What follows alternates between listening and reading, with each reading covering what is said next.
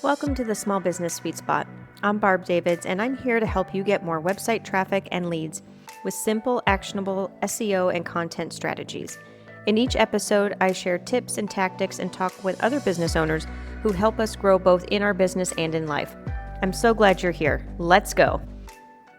Well, thank you so much, Tanya, for sharing your time with me today. We're going to talk all about collaborations. So thank you. Oh, I'm excited to be here and excited to have a conversation with you again. Yeah. I did read your book. So you have a book. It's called, can you remind me what it's called? Because I don't have it in front of me now. Not a problem. It's called How to Collaborate. That's pretty easy. Okay, that just tells you how bad my memory is. So, anyways, I did read it. I thought it was just fabulous. And there was so Thank much you. tactical information in there. And that's why I really liked it. So, I would wanted to talk about collaborations and give you a little backstory of what I think about it and why I think it's so funny that it's kind of coming up more and more. And that's why your book came across my path. So, I used to be a photographer, and collaborations back in the day just meant doing free work so that you could Right. possibly get seen anywhere. But nowadays, it's more intentional. And I do see it as a marketing tactic, which is how you portray it. And so I just loved your take on it and just the idea that there's even different types. And there were some in there that I had never even considered. So I think that's maybe where we could start is unless you want to start somewhere else, we could start about like No. different types of collaboration. And actually, let me back up just a little bit. I know you talked about collaborations, but can we share just briefly your sweet spot, who you help and how? Yeah. So for me, when I first started doing collaborations, it was really for myself and it was out of like a desperation and a need to get some stuff done. And, you know, through the years, it kind of started that people were like, "Hey, could you help me or can you show me how to do it?" And so it wasn't like something that I was like, "I'm going to make a career out of this." I was just kind of dabbling in it for a long time. And I kind of got to a point, about 3 years ago where I was really starting to see that there was the same sort of hole in the world of when I started out was still there. Like Mhm. there's all these books on how to make seven figures and, how to get to your first million. And I was like, I remember what it was like to go, what about three figures? What about four? Because that's where I am. Right. And so I really kind of took a step back and go, oh, I sort of fell into this too, where I was, always trying to go bigger, bigger, bigger, bigger. How big could I possibly get this? And so, what the book really did for me was take me back to remembering what it was like when I started out. And so that really became such like I don't wanna say a passion project because it makes me feel like I'm, doing everything for free. But I was like, I really wanna help those entrepreneurs because I'm at a point in my career where I can, who were where I was when I found out about collaborations, who were like, I just need somebody to see me. I just need that step up. I just need somebody to help me get to 4 figures, 5 figures, and that gray area in between. So I really started working with that, those types of people. The ones that are in business are super passionate about what they want to do, but maybe aren't, numbers aren't everything. So I really search for who's got the passion, who has that fire that's kind of lit in them that is just like, having water sprayed on them, but they're just like, I won't let this flame die. So that's really who I sort of search out. That's who makes me super, super happy. Okay. I love it. And let's just go right into it then. The collaborations. There's four types. Why don't we start with your favorite? So my favorite is trade collaborations, which is like kind of what you said when you were doing your photography business. This one is typically just trading, services for another service or a product for another product. It's kind of like an even trade back and forth. And it's the easiest one for people to get into because it's sort of a one to one sort. And I mean, you can get bigger with any of these. Mhm. There's no limit, there's no cap on what you can sort of imagine with it. But this one is sort of the easiest one to kind of glide into, to test the fields, to, make sure you're not getting stuck, like you said, where you get stuck in this thing where you're giving, giving, giving, giving, giving. And you're like, I'm doing all of these collaborations, but I'm not really getting anything in return, which sometimes happens. Mm. So trade collaboration, I think, is the easiest one. And I think it's the one I tend to go to the most, like I said, because it's a good beginner one. But I think that it's also where most people are at, right? They're like, I have all of these skills, but I'm missing this one area. And, if you can find that other person that's sort of the polar opposite of you, that's like, I really need your skill, but I have this other one, that you're wanting. It's the easiest way to kind of get your foot in the door and to get a yes, which is what we all want to do. I mean, we don't want this to be like dating where you're like, do you want to go out with me? No? Okay. Do you? It can be a little nerve-wracking. Yeah. I remember doing it when you said that, it dawned on me. I actually did one, but it wasn't from that perspective.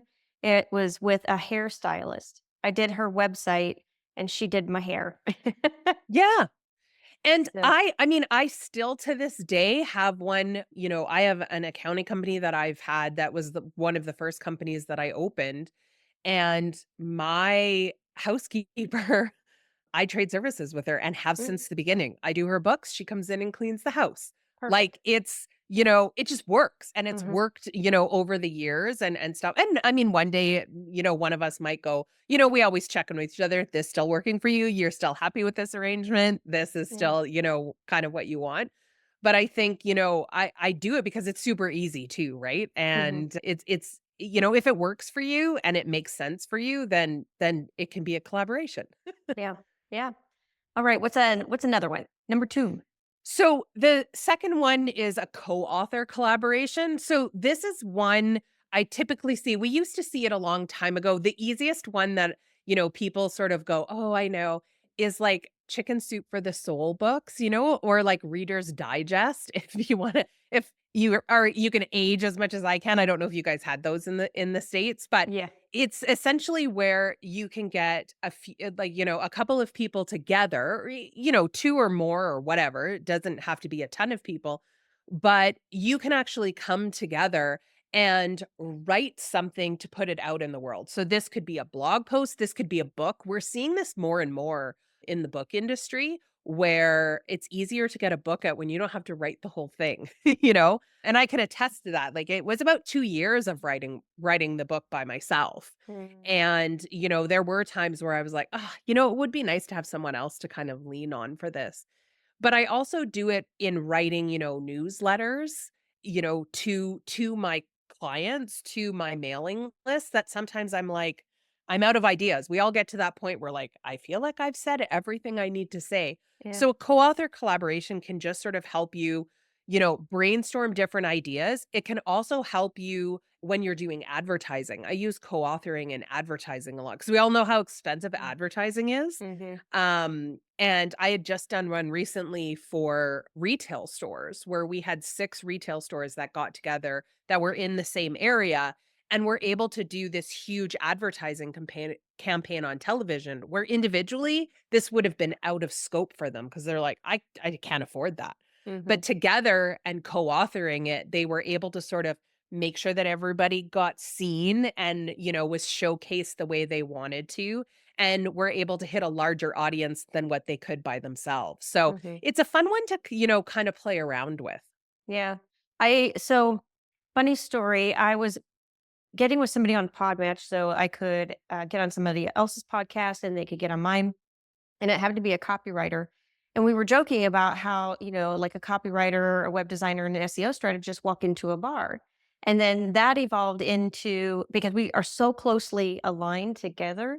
And Yeah. so then that turned into a blog post. And then I read your book because I remember the succession of this. It was so funny how it came together. And then I read your book and I thought, well, there we go. I'm going to do a live. So I did a live podcast with the three of them and collaborated on it all together. And it was just a fantastic show. Oh, I love that. Oh, Yeah. these, when I hear about these, they just make my heart super happy. Yeah. And I think this is the thing that sometimes people get stuck, and we all do, right? We try to think of the biggest, most sometimes unreachable thing that we can do. But collaborations really are, can be sort of root level. They Hmm. don't have to be huge, but that doesn't mean the impact isn't huge, Right. because you have you have two other audiences that are now accessing that information of you guys together Mhm. when you might not have been able to meet them before. Right. So, and you can also use it to, the co-author one is, and these aren't like nobody else wrote these. It was just me who made these names up. You can change them. But I also do this too, the co-author one is if I know that there's a lot of my clients that are looking for a particular service, Mhm. then I will collaborate with that person to be like, okay, every time I get, I like you, I like the work that you do, it goes well with what I do. So every time somebody needs it, you're going to be the first person I recommend to them. And there's tons of different ways. Like I have some that we do sort of kickbacks, like whatever I get 10% of, whatever fees you get in. There's tons of different ways that you can work it depending on, where you are in your Mhm. career at that time. But that's another way that you can, kind of merge that co-authoring one. Yeah. Great. All right. What's number three? Number 3 is event-based. So this is more like in-person events. Typically, you can do it with online events as well, but I think for describing it for those that are listening, in-person ones make more sense. So, if you think like trade shows, a lot of us want to go because we're seeing, a reemergence of them in the world. And we kind of, it's a good place to be seen in your community, especially if it is more based around, like what it is that you do or like people that need your services. But I hate sitting at a booth and being the person who has to be there all weekend, day in and day out. So Yeah. I will tend to do a collaboration with another business and go, "Hey, do you wanna go and do a booth together?" Mhm. So when you're not there, I will be there. I will help promote you, and it just kinda helps it saves on fees, saves on time. You get to learn a lot more about another business. So I've done this a lot if I was really interested in somebody and I know I wanna do a larger collaboration with them, but this was kind of like a good foot in the door. And we see this also a lot with people that are doing events that are, say a conference. We see a lot of them that will go to the speakers and go, "Hey, can we all collaborate together? So, the 5 of us are going to make this conference happen. And, we're going to bring this one keynote speaker in because if you've never booked a keynote speaker, they're very, very expensive, depending on who it is that you get. And it's a good opportunity for you to, step foot on a stage. And so I've done this a lot with clients when they're like, I don't know if, I think I want to speak on a stage, but I'm not too sure. I will do, get them into an event based collaboration so they can kind of have that feel, see behind the Mm. scenes a little bit, understand what it takes to put something like this on without having it all on their shoulders. And a lot of them have gone on to, like, do events just by themselves and sort of Mm. create it, but it's no fun doing anything by yourself. So, and this is a really great one too, even if if you're a product based. I've seen lots of people, do a collaboration. Well, they'll have 2 things that go together. So, maybe you have somebody who, is a travel agent that will work with a luggage store and be like, if you buy this trip, you get like this set of luggage or, Mm. this carry-on pack or whatever. So they're both kind of having access to it. They're both advertising for each other because they both kind of have something that's, that's in the mix. Mhm. So yeah, there's tons of different ways that you can, sort of work it for what it is that you do for your genre and your business. Yeah. Okay, that was three, right? 3, yeah. Okay, fourth. What's the fourth So one? the 4th one is a one-sided collaboration. So this is the one that people are usually like, I thought, because if you look up the definition, it's 2 or more people working Yeah. together. Yeah. But sometimes you really, really want to work with somebody and they're just not there yet. So it's kind of like you're dating them without them knowing. So the one-sided collaboration is really just almost, the easiest way to describe it is like almost you become a referral base. Mhm. So you know about that person, you wanna work with them, so you're gonna start sending people to them and say, "Hey, go and see Barb if you need anything regarded, to digital marketing. She's the person you need to see. Please let her know that I recommended you." That's all I need you to do. Like, just throw my name out there. That would be great. Because what that does is it allows me to later contact you and be like, "Hey, Barb," you know, "it's Tanya." And then hopefully those people have actually used my name and you'll be like, "Oh my gosh, a lot of people have you've been sending people to me, like, what's going on?" And it's easier to get that phone call. It's easier because your name has been said, they kind of know who you are. Mm. And it takes a little bit more legwork, but usually those are the ones that, if you're like, "I really wanna work with this person, but I don't think I'm quite there yet, or I don't think they'll notice me," then we sort of strategically do this one-sided collaboration where we're kinda doing that giving part and always follow it up later with being like, "Hey, I'm the person everybody keeps throwing at you, and here's why I was doing it. And Mhm. here's where I would like that to go to," and then move them into one of the other types of collaborations. Those are those are great. What's your perspective on how should you know whether or not to try another collaboration or if the one that you did worked or like what are some things to look at?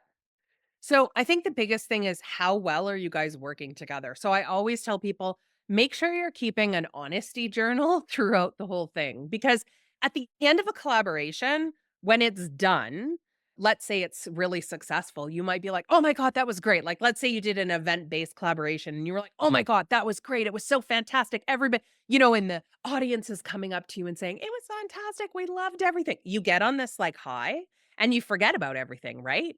You're Mm, in love again. You're like, "Oh my god, this is amazing." And you forget that whoever it was that you were partnered with, like, you were constantly having to micromanage them. You were have to reminding them they missed deadlines, all those kinds of mm, things. yeah. Or that you were dropping the ball on it. Maybe you overpromised. So, I always say keep a journal, good and bad, of things that are working and not working. You never have to show anybody it. But, so that way there, after all is said and done, you can go back and go, without the rose-colored glasses and go, "Did this work? Is this something I wanna do again? Were there did I overpromise on what it is that, I could offer?" Because sometimes we also forget how long it actually takes to do stuff, right? We're like, "Sure, I can do that in an hour," and then you're like, Yeah. "No, I actually that's, like, not even that's not Yeah. even close." Yeah. It takes 3, Um, yeah, right? 10, Like, we all something kind like of, that. "It'll be fine." Like, "It's all good. I'm super happy to work with this person."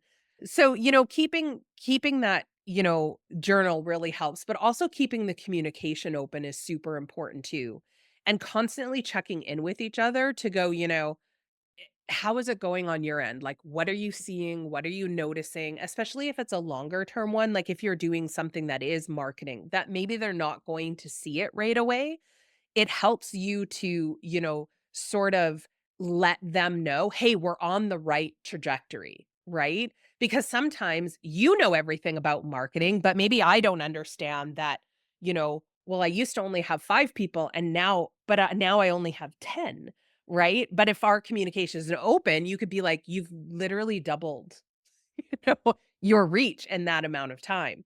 Yeah. So, just being able to like sort of be open and honest and sort of have that communication going. And not being afraid to cut it off and end it. That's one thing Mm, that people are like, "No, I started this. I have to see it through."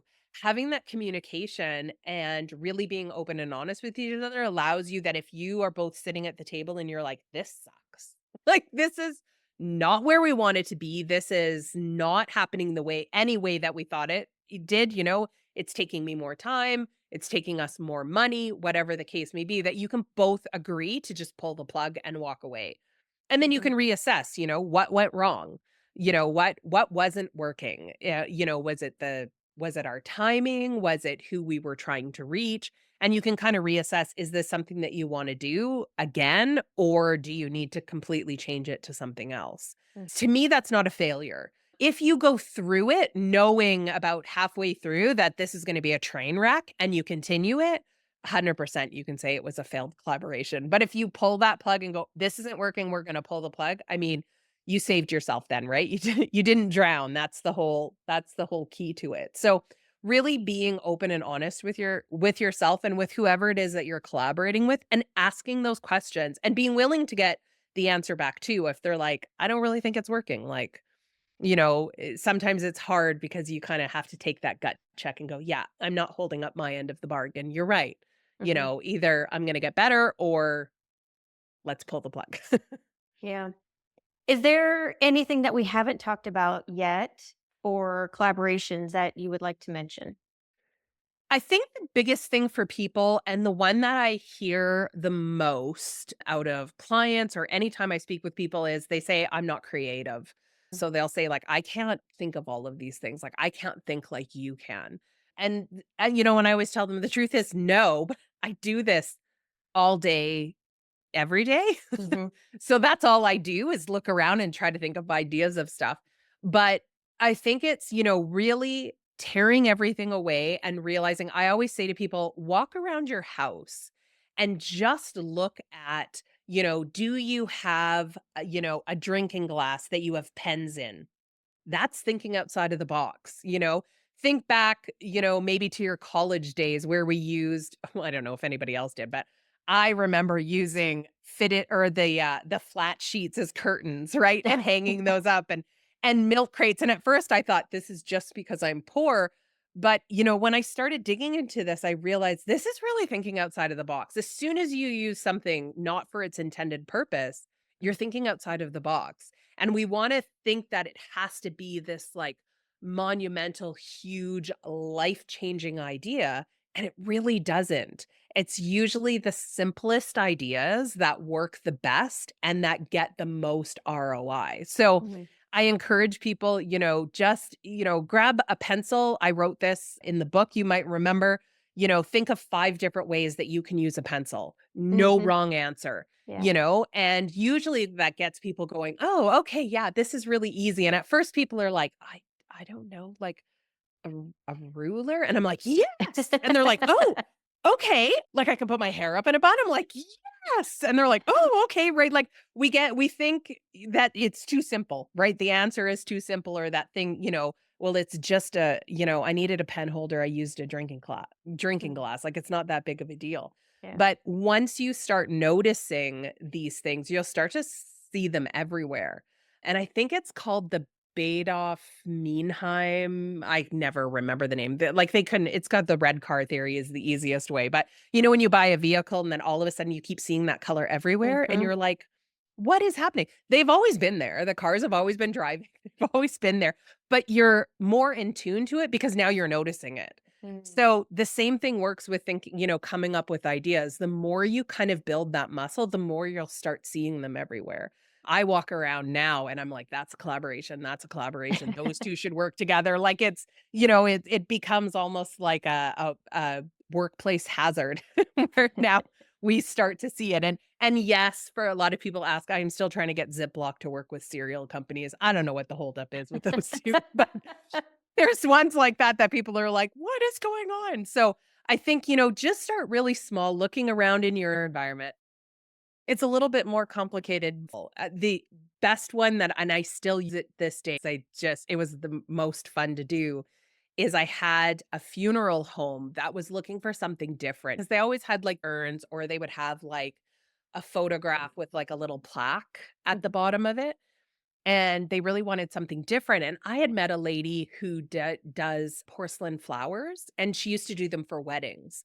But Mm. it's subjective, right, to when there's weddings, so usually in the summer, she didn't really wanna work in the summer, and I was like, "Have you ever thought of doing this for, like, memorial stuff?" And she was like, "No, who would want that?" And I was like, "I would." Anyways, we got them together, and it's been I think it's probably 12 years now she's been doing it with them. Wow. And I said, "And I know it's kinda sad to think about, but, like, people keep dying." So it's sort of it's a good genre to get into because they don't stop. But once she could kinda get her head over that because, of course, she's thinking in her head, she was sort of stuck in weddings, right? The beginning, new love, it's all shiny. And in talk I just spoke with her actually when I was on holidays last week, and she said she finds it so much more rewarding when somebody will send her a letter and go every time I walk past these yellow roses I think of my mom and it's just Mm. such a beautiful piece and Yeah. you know and she goes and I never would have thought of that and it was a fluke. It was a fluke idea that I was like, let's see if I can get a funeral home collaborating with somebody. So you just never know where inspiration might strike, and I always go, there's always an opportunity to collaborate with absolutely anybody in any industry. There's a way. You might Yeah. not wanna do it, but there is a way. Yeah. My mind is still blown from the Ziploc cereal comment that you made. Yeah. That is pretty funny. I mean, why haven't they gotten together? Like, that's I don't hysterical. know. That's I a don't really know. good And I was question. always like, I remember I used to say it all of the time. And then I like started seeing it on reels. And I was like, hey, maybe the word is getting out. Like someone's Yeah. actually going to like, you know, connect with these people. The other one I've been trying is trying to get people who make hot dogs and the ones who make buns to like get Oh, together. Cause I'm wouldn't like, that be nice? y'all, you Get have to your start shit counting straight. together, right? Yes, Like, can we exactly. make the match here? But it's interesting because we even see that in large companies, like and I can't remember if I talked about it in my book, but I know I do on stage. I used to own a bread franchise, and they were owned by a meat company at the time. And I was like, "Why don't you have, like, coupons for your, like, hot dogs and hamburgers on the buns that your sister company sells?" Mm, And, like, it took years for them to figure that out. mm, I was like to me, I was like, "Doesn't that make sense?" right. Like, if you have a waffle, why wouldn't you collaborate with, like, syrup?